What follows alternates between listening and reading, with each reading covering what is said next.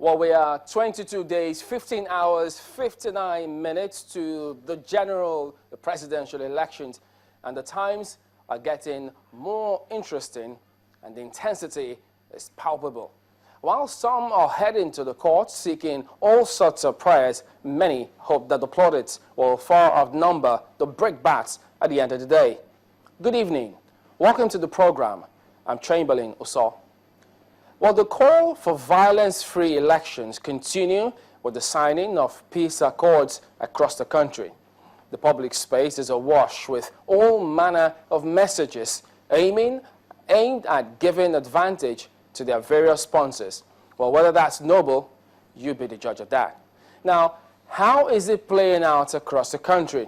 As always, we'll make our rounds with some of our correspondents who will bring us up to the minute with what's happening at their location. And now, here's who will speak with. Henry Ogunjimi he will come to us from Ogun.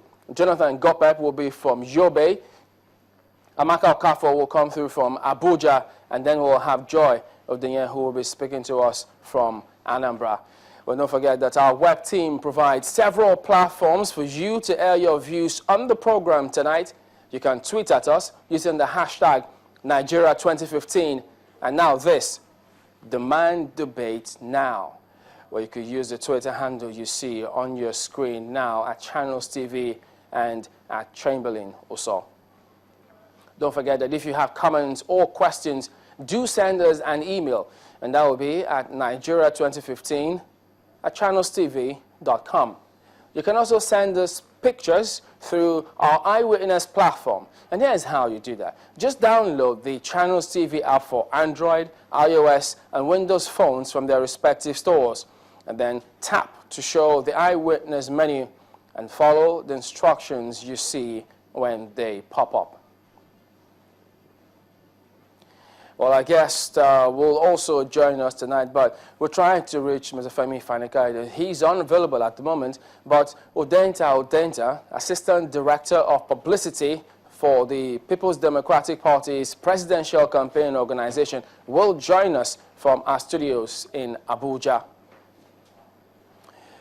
Now, the deadline day, don't worry, we'll come to that in just a moment, guys.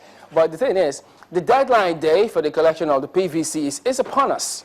Let's take a look at some of the latest figures about the figures released by the Independent National Electoral Commission about the distribution of the permanent voter cards. Now, don't forget that the figure, the registered number of voters hasn't changed. It still stands at, let's take a look at that now. It still stands at the same figure, about 6 to 8 million plus, at the total number of those who are registered to vote in these elections. Well, actually, yeah, that's the date when the collection of the permanent voter cards will end. But the total number of those who are registered to vote is over 6 to 8 million. And then the total number of those who have collected their permanent voter cards is 55,232,874. And that leaves us with this, 13,602,602. That's the figure of those who have not collected their permanent voter cards. Well, now, putting it in this graphic format, the percentage of those who have collected their permanent voter cards as of the 3rd of March is 80.24%. And then those who have not collected their permanent voter cards is 19.76%. Well, remember, INEC did say, look, if we're able to get up to 85% of that permanent voter card distribution, we should be okay. That much that they've said. And then they look forward to all of them going ahead and collecting their cards. But there's something about this. Look at this. This is the total number of registered voters in Lagos. INEC did release this figure as at February 17th and the 23rd.